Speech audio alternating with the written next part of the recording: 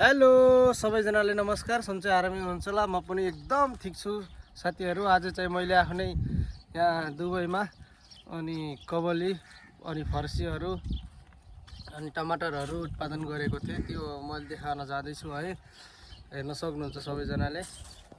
यो चाहिँ हामीले यसलाई हाम्रोतिर कबली भनिन्छ, तपाईतिर के भन्छ यसलाई सबैजनाले कमेन्ट गरेर नाम भनिदिनु होला।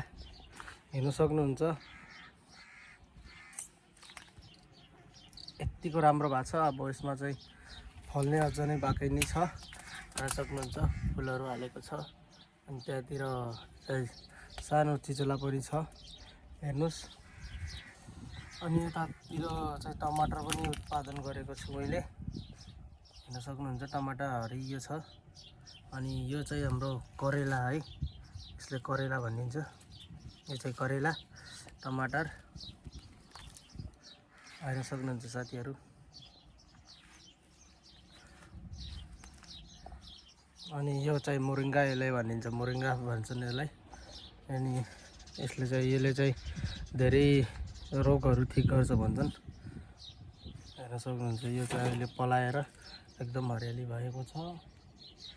चाहिँ आज यसलाई टिप्ने छु। टिपेर यसको चाहिँ सुकाएर यसलाई पाउडर बनाएर खाँदा चाहिँ एकदमै राम्रो हुन्छ भन्छन् है। सबैजनाले ट्राई चाहिँ गर्नु होला। यसको लागि यसको त जानकारी मैले पनि युट्युबबाट पाएको हो।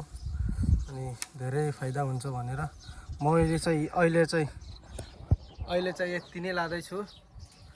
अब बिस्तारै के फाइदा गर्दो रहेछ हेरौँ है। सुकाएर यो हो मोरिङ्गा।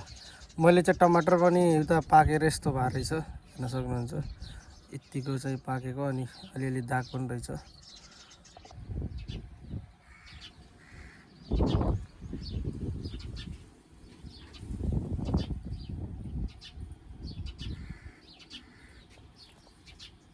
फाइनली गाइस तपाईहरूले हेर्न सक्नुभयो है।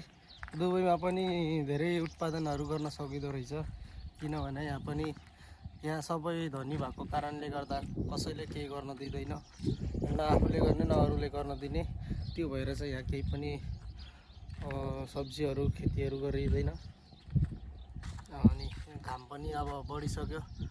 यो महिनादेखि त घाम अति नै हुन्छ। हस् त, धन्यवाद साथीहरू मेरो भ्लग हेरिदिनुकोमा।